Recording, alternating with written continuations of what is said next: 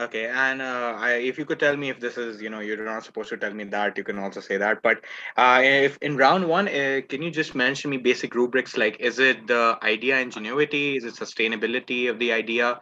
What's the The same basic? rubric that's listed on DevPost, it's round one and two will have the same rubric. We're not changing it. The only exception for round two is you get to put a persuasive pitch, live pitch in front of the judge. All the other rubrics are the same. That's as listed on DevPost. Okay, Scroll down to perfect. the Thank you bottom of so the much. page. Thank you so Awesome. much, Ravi. Thank you. Yes. Thank you. Drive safe, Kumail. Yes, please do. Let's Yeah. hope so. All right, Pradeep. Yep. Look, We are on 10:30 sharp, and we are live on YouTube. So all yours. Get it. awesome. Thanks for this. Now, again, this is intended for it's an optional workshop. Just thought we put this in here. If you're struggling a little bit about, okay, I don't know how to think of new ideas, or I'm getting stuck. I know what the challenge is. I know what my end goal is, but I'm a little lost on being innovative in this process. What do I do, right? And the intention here is to kind of just give you tips on discovery skill or innovation discovery skills that you can practice in this process and help you come up with like novel but another innovative ways of solving or tackling this. So I'll go through this again. It's not required for you to listen to this. If you've already got a plan and you want to go for it. Or maybe send a member of a member from your team to come listen to this, who's probably your strategy person. And again, this will be recorded. It will be posted on YouTube. The last presentation that we did that was on YouTube, it's already on DevPost, so you can go back and it's on demand content for you. You can go back and listen to any of it again. You can speed it up or slow it down, whatever it takes to help. Okay, so with that, I want to just quickly check my clicker and make sure it can advance. It looks like it is working. So let's talk about innovation, right? So the word gets thrown out a lot, and what does it mean? In my opinion, is it's creativity that works for the right people for the right at the right time, right? That to me is innovation. Creativity that works, right? It creativity that doesn't work is not really innovative. I also add in there for the right people. So it's one innovative solution for one set of people is may not be so for another set of people. And then at the right time, right? So something that is really innovative today may not be innovative tomorrow or vice versa. So that's how I define innovation. So then how do we train ourselves to kind of have this innovative mindset? So well, there are five skills that you can practice, okay? And I'm not going to make it a pop quiz. I'm just going to go ahead and tell you what they are. The skill of association, the skill of questioning, skill of observation, skill of experimenting, and the skill of networking. So and I'll go deep dive in all five of these, but this is basically your summary slide. If you can do these skills really well, you'll do really well in life and be very innovative. You'll never actually be confronted with a problem that you can't solve.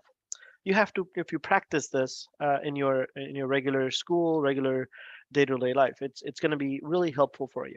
So what do I mean by association or associating skills? Like, what does that mean? So when you think of association or associating, it's a skill that where you like pick things that are like unrelated, but you connect them. They're different random dots, but you connect them. And they come from different subjects, different fields. But the skill of association is just connecting those unrelated things, borrowing ideas from other places, other disciplines, and then applying it toward whatever you're looking to solve. So it's a great skill if you think about it. Some of the best innovations, for example, let's just pick one randomly, like Wi-Fi. Everybody's using Wi-Fi. I'm using Wi-Fi, to be able to connect to the internet and talk to you guys. If we think about it, the study that really like moved this field forward wasn't in technology, but rather the art of studying how ants communicate with one another. Ants, the little tiny creatures that you find in your front yard, those ants. think about that. Like it was from a whole different discipline where that idea of how if one ant found food, the entire colony back home would know because it's using nodes, it's using pheromones to be able to tell one ant that it found food, and it would pass the signal and message down to each other. Very much like IP technology that we're leveraging for this wireless technology, is if this one computer has the information that I need, then it has an IP address or a protocol that it's following to be able to have two different random computers talking to one another. Very different fields, studying creatures or insects, and then technology and computer science. But different. They're that's how it's leveraged. Someone very famous said this: creativity is connecting things. Right? Steve Jobs, from late Steve Jobs from Apple.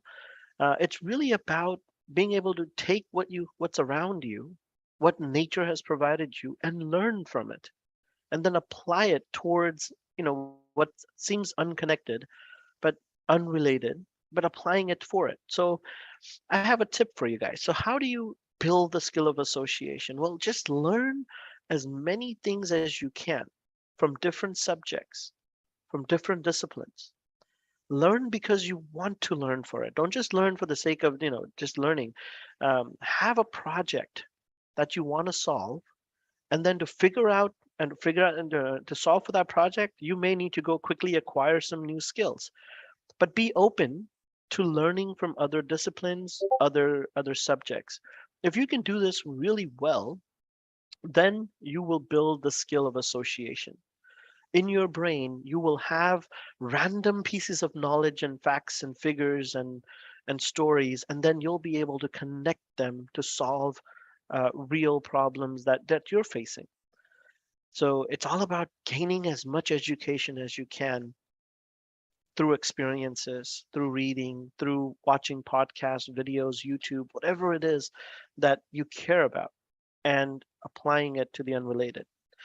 So let's do a quick little test, right? I'm going to ask you guys to be innovative, and can you make a round watermelon fit into a square box? And if you like, put it in the chat. Just throw some ideas on how you could do that. The obvious answers are going to be, I'm just going to cut it up and put it into the box. So let's see if I can get some feedback here from anyone listening. In the chat, you can throw in there and just ideas on how can you make a round watermelon fit into a square box. So I'm getting some feedback here. Just convert it into watermelon juice, and there you go. Great suggestion. I think that's very good. So you see how you're thinking about this problem. Now you care about this problem.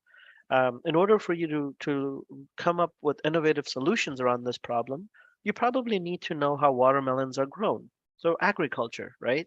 You need to know the process of how watermelons come about. It takes a seed, takes some plants, takes some water, some sunlight, goes through a process, and nature has already provided all of this insight for us. We follow it, but then can you engineer a solution in which you can actually end up with a watermelon in a square box? Well, here's a solution, right? Boom, you've got a watermelon that's confined in a very much of a transparent box, which would allow you to still allow the watermelon to grow, and you can still control the temperature, the amount of water, and everything else for it, and still create these square watermelons that you can cut up and maybe make it easier to transport because you always have a consistent size. Maybe you use it as a novelty item and people buy it because now it fits better in my fridge, right?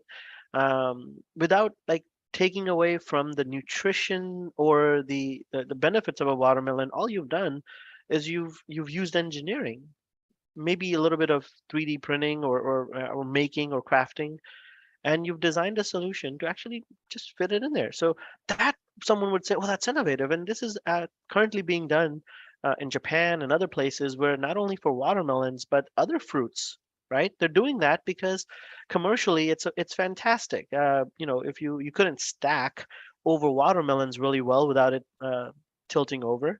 But here, when it's a square, it's so convenient, and you have some consistency, which helps commerce.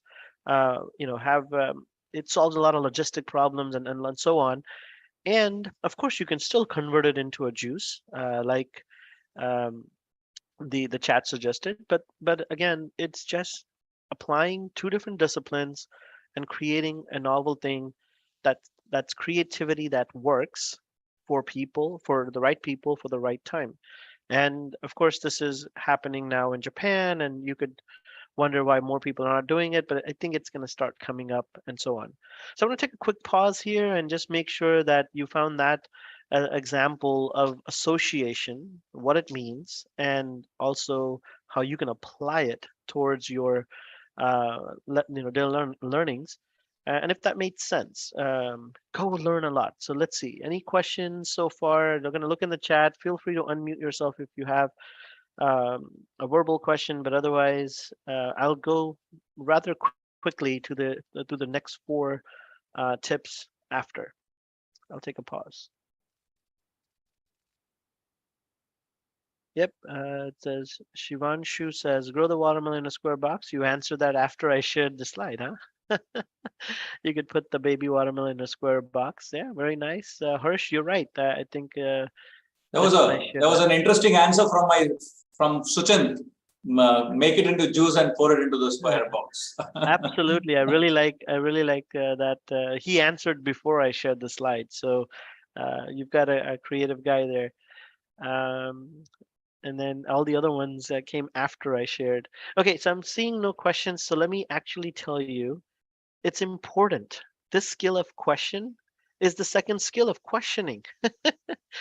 Asking questions to understand how things are really today, why they are that way, and how might they be changed or disrupted, or that's an important skill.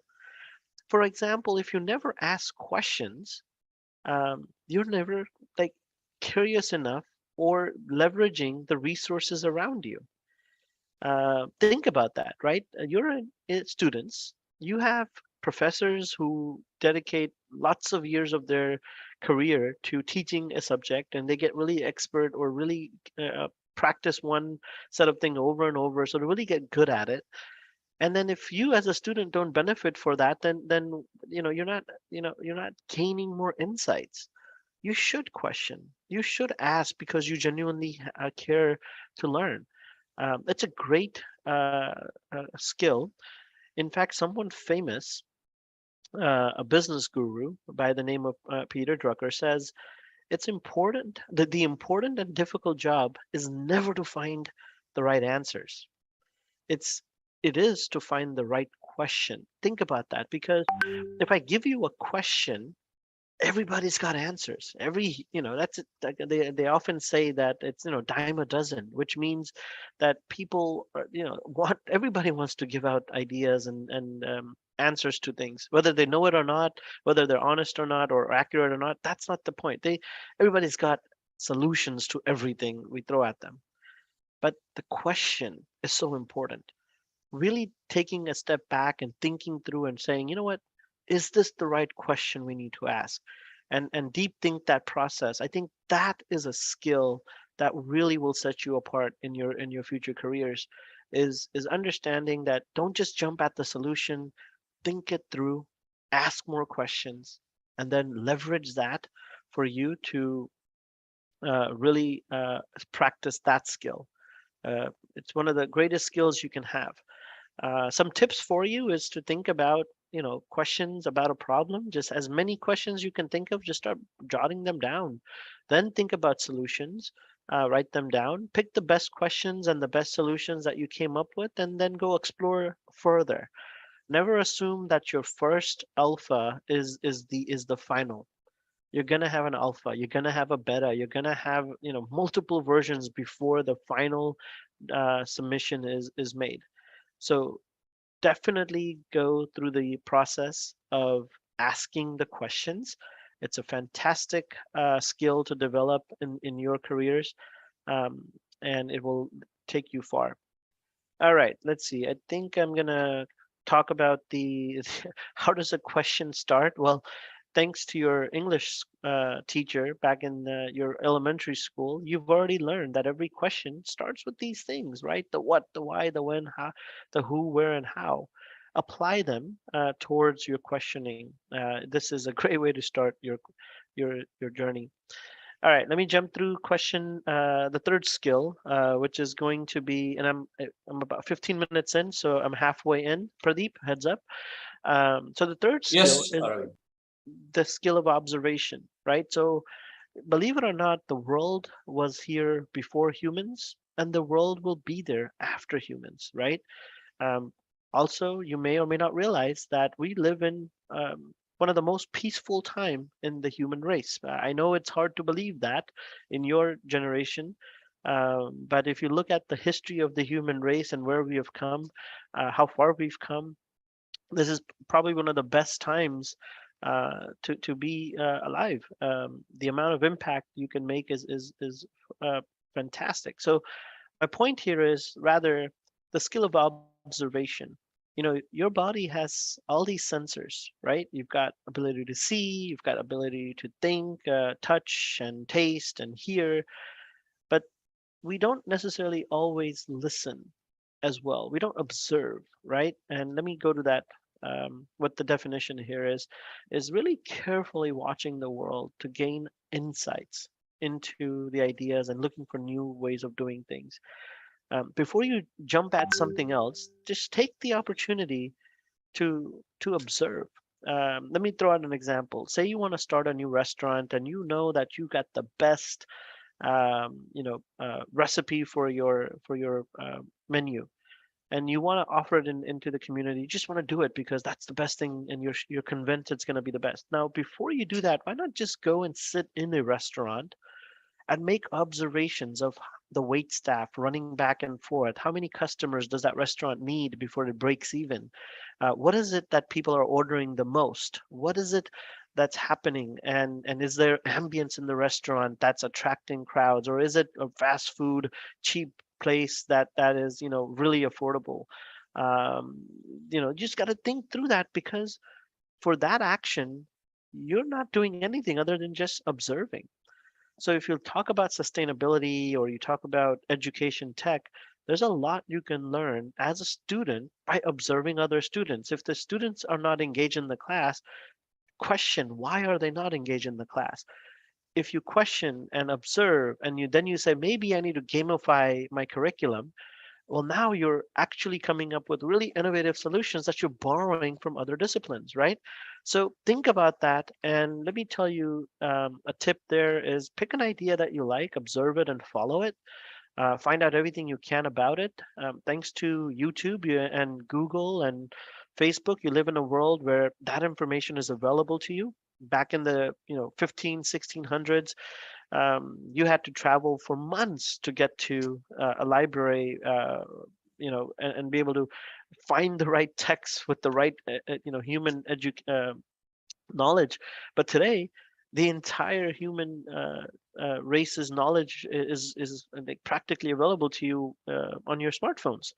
So leverage it, use it, make sure that you really observe and apply it for the next next skill, which is the skill of experimentation.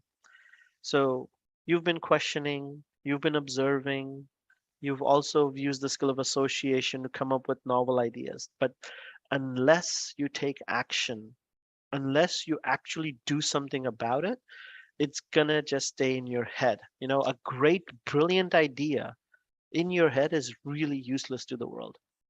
Unless you actually experiment and try it, put your foot out there. They say just step into the water and test it, see what happens.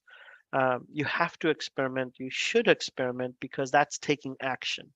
All the other three skills so far are skills of awareness. You're building awareness when you're associating, observing, or questioning. But the skill of experimentation is actually a great skill because it leads you into taking action. When you take action, you find out that, let's go to the definition here, sorry, actually, let me get to the tip. When you actually go and experiment, you've learned, even if you fail, you haven't really failed because you found a better way of doing something. So, a very famous inventor out of the U.S., Thomas Edison, is quoted to say that I haven't failed. I just found 10,000 ways that it does not work or do not work. And he was obviously referring to the invention of electricity, or at least he's quoted that way, because he had to fail a lot of times. But then he got him closer and closer to that brilliant solution that helped him truly revolutionize the world. So leverage that skill of experimentation to take action. Okay. All right. So some tips for you guys is explore the world by engaging new experiences. I think it's really important that all of you travel. Part of the Appathon, it's about celebrating the global cultures that we have access to. It's about learning from one another. It's experimenting and understanding and making your own decision about what you like or dislike or how you want to. But unless you experiment, you're never going to know. So take that. To be innovative, you have to experiment. You have to try. You have to, try joining a new student club or another professional club at your college that's not part of your normal routine. Do that regularly so you're exposed to more and more things that you can associate with, that you can question. Why do they do it that way? Why did that practice survived all of this human race's turmoils? Why did that happen? And ultimately experiment with it so that you gain insights from it. Last skill, which is very tied back to the experimentation skill, but it's the skill of networking. The more people you know, the more perspectives you'll have. The more people you know, the more diverse your ideas will be, the more inclusive your ideas will be. Use this because humans are the only animals on the planet that have the ability to plan for their future, the ability to create, or dream, right? All the other animals, they have natural instinct, but they don't sit there and dream and create visions, talk about empathy or putting themselves in other people's shoes. They don't have that ability. So humans do, right? So we have to leverage it to its fullest.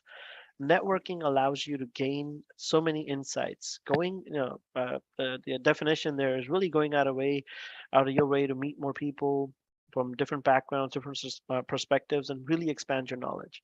If you practice this skill of networking, you really, really develop these fantastic, what I call attitudes.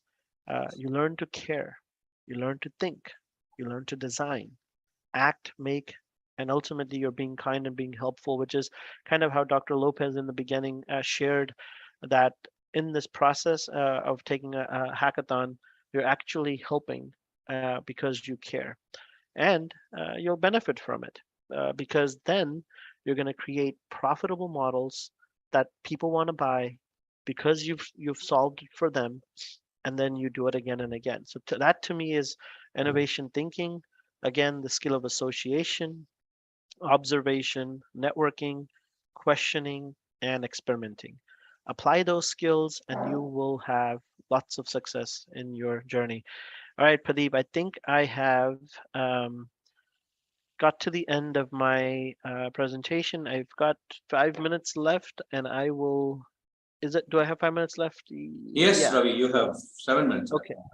All right, I've got 7 minutes left. So unless I'm going to go ahead and stop sharing my screen. And thank you so much for your attention. Take any questions if you have.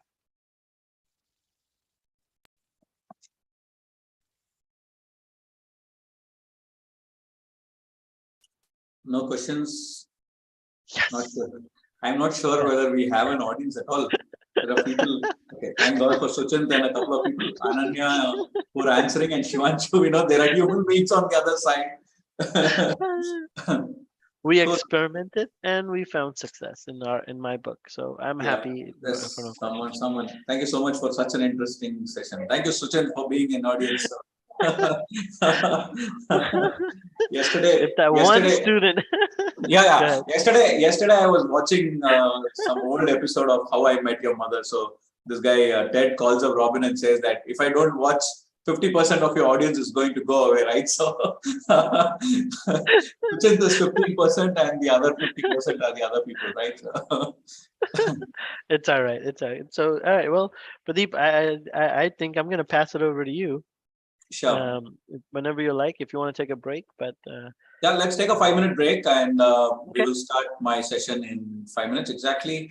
I hope I get the edge while you judge our pitch. Okay. He doesn't. Ravi will not be judging, so no such. sorry. Sorry. Next time. But, But at least now I know who you are, and please do connect with me on LinkedIn. And if there's something I can do to be helpful to you, I'm happy to help. yes.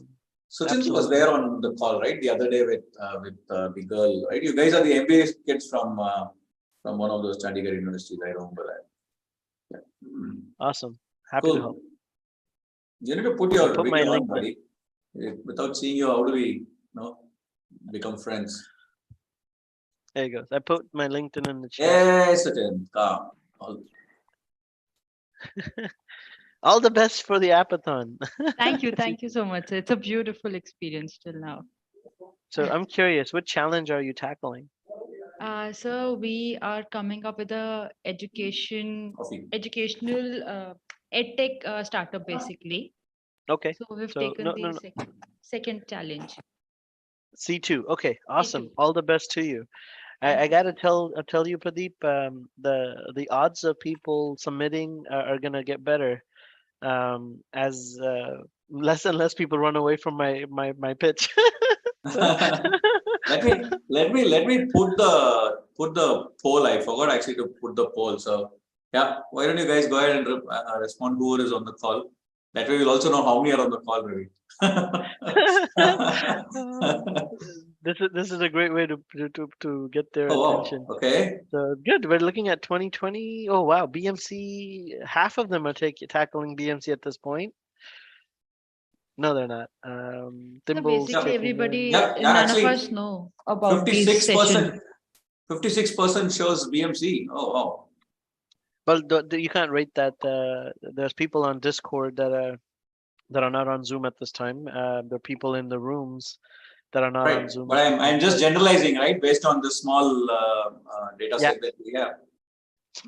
So if I were you, to better your odds, it looks like C3. A lot of them are tackling. 5 out of 10 said they're tackling C3.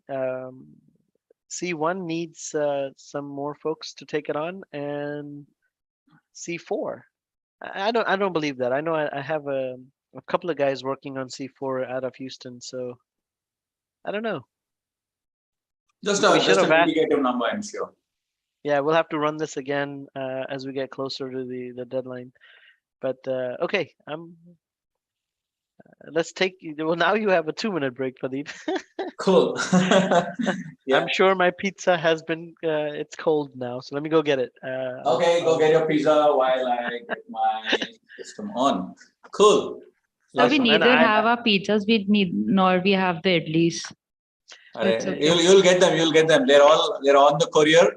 We're just calculating the carbon footprint and then deciding whether to send you or no. So Thank you, sir. Thanks. Go, Ravi. I'll let you go have your. I'm gonna be listening, Pradeep, but I won't. Oh, yeah. You're gonna Okay. see me in the lab space. Okay. Okay. Cool. Okay, so I think it's 11 o'clock and my time to start off with my slides. So am I connected? Cool. So good evening, almost midnight for all of us in India.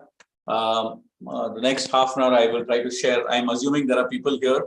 Why don't you put your videos on so I can at least I can at least be happy that there are at least 2 or 3 students who are listening to me. Thank you, Sachin, for putting your video on. And if there's anyone else who's Kumail, hey Ananya, thank you so much. Kumail, hey Gordon, that's wonderful. Good. I have an audience. So 3. Sachin, and who's with you, Sachin? Yeah, you're on mute. Shivanshu.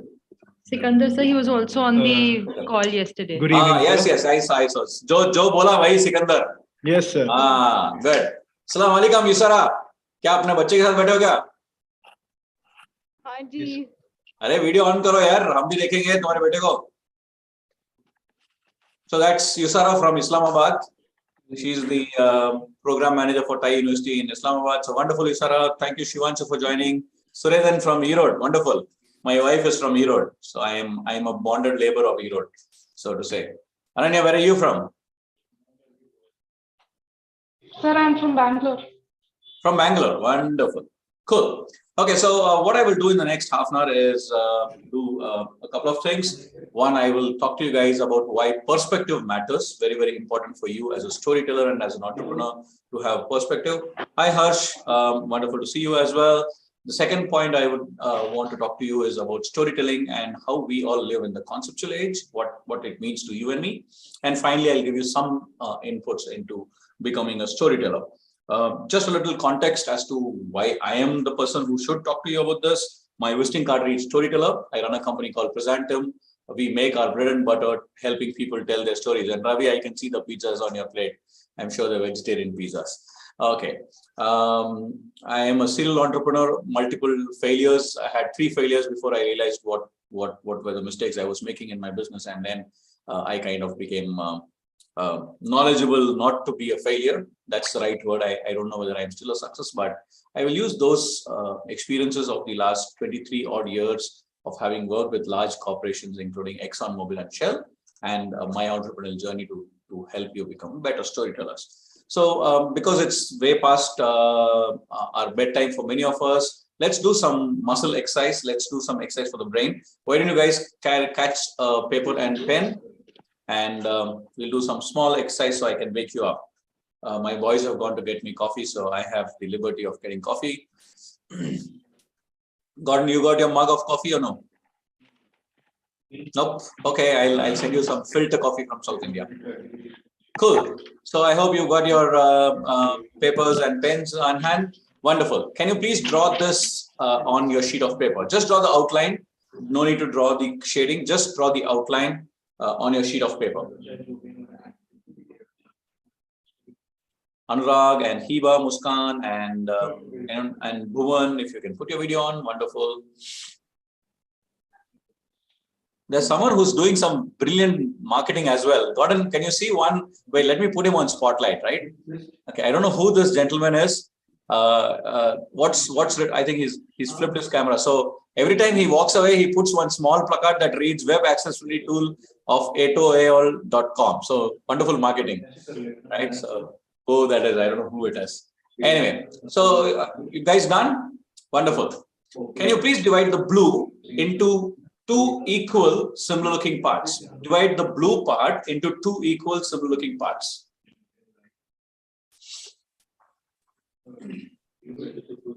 Done? Wonderful. Suchin shaking her head. So show it to me, Suchin. You'll have to remove your blur effect though. I can't see otherwise. Yeah.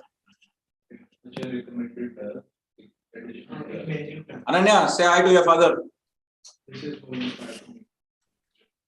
This is why I want videos on, we can see real life. Cool. Yes, Suchin. Okay, wonderful. Okay, super. That's the answer you've got. Super, Ananya. Wonderful. Now, please divide the green into 3 equal similar looking parts. Divide the green into 3 equal similar looking parts. 3 equal similar looking parts. Done? Cool. Surendran? Done? Just show it to me, Surendran.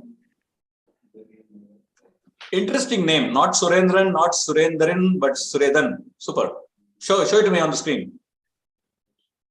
Okay. So that's the answer, Surendran? Yeah. Cool. Okay. Wonderful.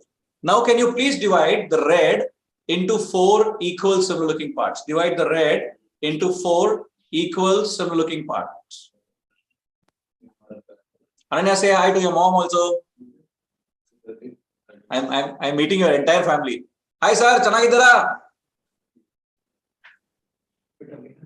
Cool. Yeah, divide the red into 4 equal similar looking parts. Divide the red into 4 equal similar looking parts.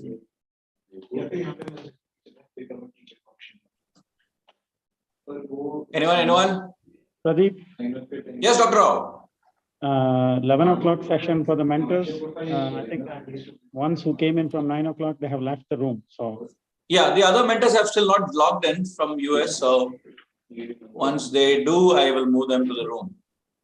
yeah, see, do you have their names and phone numbers? Or? They are the US ones that need to come in now. Correct. Hold a second. Maybe I'll have to request Dr. Lopez to do that. Could you just post it on the WhatsApp group, sir?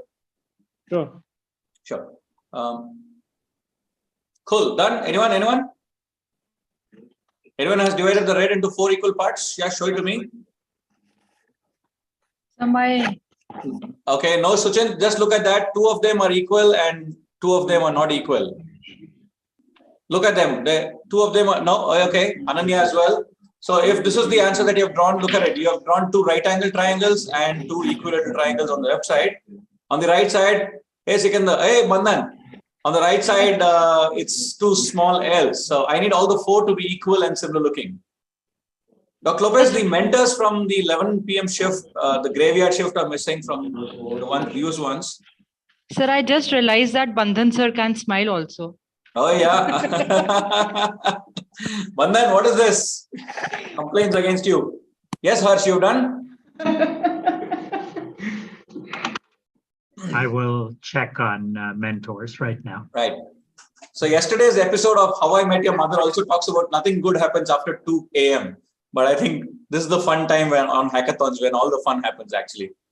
Yeah, anyone? Divide the red into 4 equal similar looking parts. Esteban. Yes. You're doing the workshop? No, you're not doing the workshop. Am I doing the workshop? No. Okay. Have fun. That's okay. Have fun. Okay, I'll give you the answer. Ananya, you got your answer? Suredan, He's busy Shivanshu. creating wireframes right now. Harsh, no? Okay, I'll give you the answer. And the answer is this.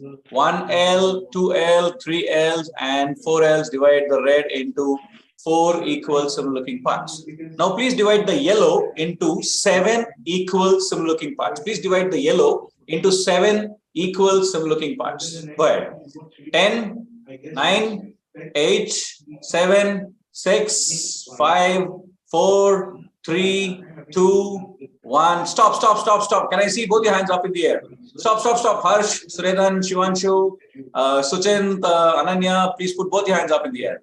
Okay, Esteban, if you're not doing the workshop, it's okay. You don't need to put your hands. Show me your hands where I can see them. Cool. So if I were to ask my nephew who's in 5th grade to tell me the answer for this, he would have said, Uncle, what is this? Such a simple answer. How do you divide a square into 7 equal parts? 6 straight lines this way or 6 straight lines this way, right?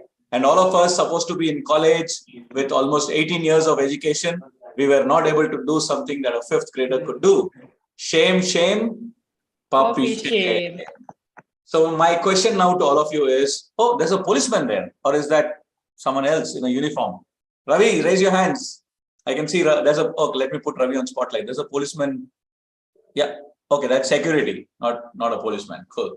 Okay. And okay, so now my question to all of you is, why is it that we were not able to do something that a 5th grader could do? You agree, right? A 5th grader could have done this easily. Why is it that you and me, so-called educated people with so much of college education and life behind us, we were not able to solve it? Go ahead, answer me, unmute, put it on chat, whatever. Yusara, I saw a sad smiley on your thing. What was wrong? Because you didn't get the answer or something else? Okay, Harsh, what do you think? Why is it that you and I were not able to do something that a 5th grader could do? Maybe we were looking for complex answers. Wonderful. Okay. Anything else?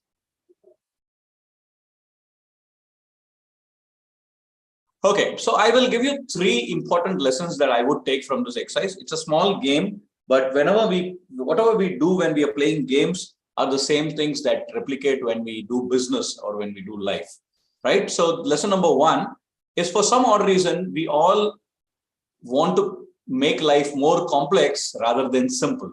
That's how we have been taught in real life as well, that the more you make things complex, you think that the world will appreciate you. But the honest truth is that it's the people who have simplified everything, or the simplest ones are the ones who have actually made this world a better place. They're the ones who have ruled this world. There was one guy with just a tatters of a piece of cloth called dhoti who got India freedom. Mahatma Gandhi, as simple as you can get. Martin Luther King, just one simple mantra, I have a dream. All that he said is, I have a dream, and this is what the dream is all about. No complex speech, no jargon, no words, right? So for some odd reason, all of us tend to become people who love complexity, but the world actually loves simplicity. So try to simplify your message as much as possible. Make it as simple as possible that every single person in the hall understands what you are trying to tell.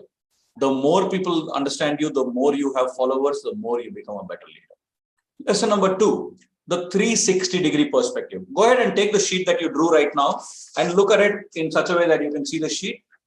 Yeah, let me remove my virtual background. Cool, yeah. So look at it such a way that you can see the drawing. Yeah. Now rotate it 90-degree anti-clockwise. Rotate the sheet 90-degree anti-clockwise. Rotate the sheet 90-degree anti-clockwise.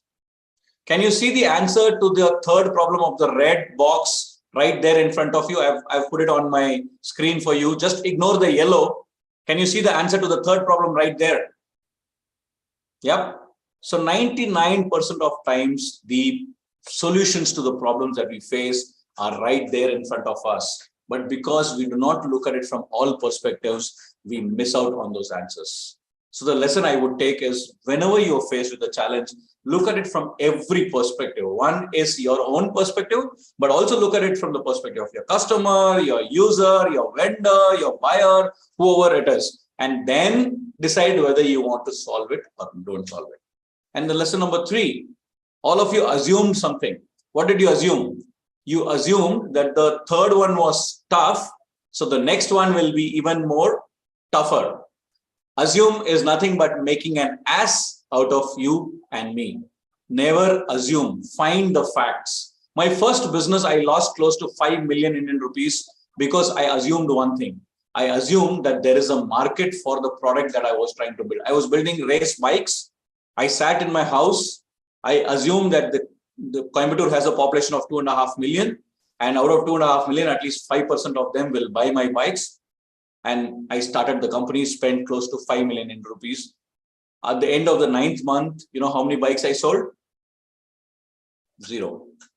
Because I assumed that there's a market. And when I look at the 600 odd customers that I have as startups in my presentation business, 60% of them struggle with this one assumption of market size. The biggest mistake they do is market size. There are 100 crore people in India, 50% of them are women, 50% of them are below the age of 25. So at least even 5% of them buy my product, I will become a billionaire. But then they realize that life hits and sales hits, it's not so easy to sell. So stop assuming, find facts before you decide. Why are we talking about all this? Because to be a storyteller, you need to have the right perspective. And what is the right perspective? The right perspective is the perspective and the ability to look at everything from all the aspects without assuming, and from the context of trying to simplify it. So every great storyteller in the world is someone who can look at the world in 360-degree perspectives, someone who can simplify it, and someone who never assumes what his audience is all about. So with that as the context, I would like to get into the second part, which is the storytelling part. And I think I just saw Shinu coming in. No, she's not here. Okay, she's not logged in. Cool. So part 2 is storytelling. So my question to all of you, or rather to those 6 people, lovely people who are sitting in my workshop, why do we need stories? Put it on chat. I want all of you to answer this question. Very, very important. Why do we need stories?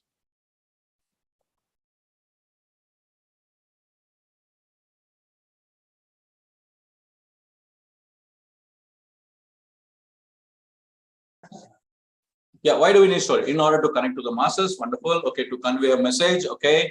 Stories communicate more information in simpler ways, wonderful. If I were to ask you what is the one single purpose of any story, what would that be? So let me answer that for you. For entertainment, I guess, sometimes you learn moral of the story, yes. So the single most important objective of stories are to make the audience remember your message. Or as we use in business terms, to make your message stick. After you make your presentation, what do you want to happen? You want the judge to remember, hey, there was this guy called Shivanshu and he said something which I really remember. Not that same day. After 10 days, he will remember it, right? When he remembers it after 10 days, what is there? You have taken his mind share and you are now on top of his mind and he will say, okay, let me pick up the phone and let me speak to Shivanshu, right? So the purpose of stories primarily is to stick to the minds of audiences rather. You want people to remember your message. How do they remember? Through entertainment, through communication, through simpler ways, through connecting, by conveying a message. But the final outcome that you really want is for people to remember what you said, which was famously put together in a book called Made to Stick by Chip Heath and Dan Heath, two brothers who were professors who wanted to find what is it that makes certain messages stick to people and certain messages not stick to people. And the whole premise of the book boiled down to one single line saying that in communication, most of us always try to tell what we know, right? What I know is what I want to share to people. But if you change that perspective and you change the perspective to what questions do I want my audience to ask, then you have connected with your audience, you have made them remember. Why? Because if you remember when you were young children, when you loved a story, what did you do to your grandma? You asked questions, which means you were interested. So the moment you get your audience interested by asking questions, it means you have full control over the audience. So that's what we're going to do now to understand how stories work. So now again, next question. If there's one singular definition for stories, what would it be? What exactly is a story? Define story for me. What exactly is a story?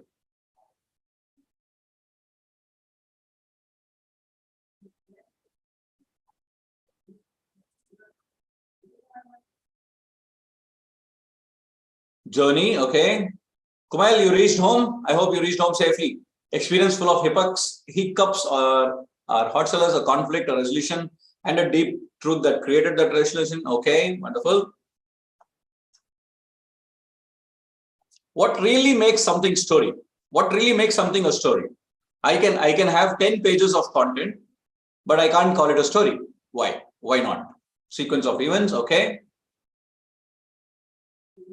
Wonderful. So if you were to ask me what exactly is a story, my definition, after having worked with so many customers and so many startups, is that anything that can be understood by anyone.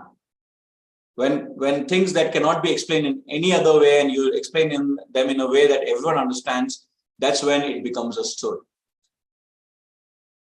What I mean is, there are many things. Let's say, for example, gravity, right? Gravity is an abstract concept. How many of you have seen gravity? We haven't seen gravity. But the moment I talk about gravity, what comes to the top of your mind? One lazy guy sitting below a tree with an apple falling on his head, Newton, right? So they took an abstract concept which you and I couldn't understand, and they converted it into something that you and I can understand. The human mind is incapable of understanding too much of abstractness. The human mind wants to visually see things. It cannot see gravity, but it can see Newton and an apple falling. So when you translate something which is an abstract concept into something that every human being or any human being can understand, it becomes a story, which exactly is the storyteller's secret, that all storytellers convert their messages into something that every human being can understand. Storytellers make it human.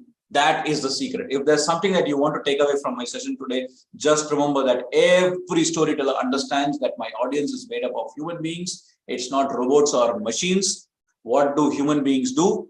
if I can connect to human beings at their level as a human being, I have told the story and it will stick to them. You have been logged out, logged in again. I don't know what is that. Wow. Okay, cool. So now let's understand the different aspects of the human mind which help you become a better storyteller. So we all think that human beings take decisions through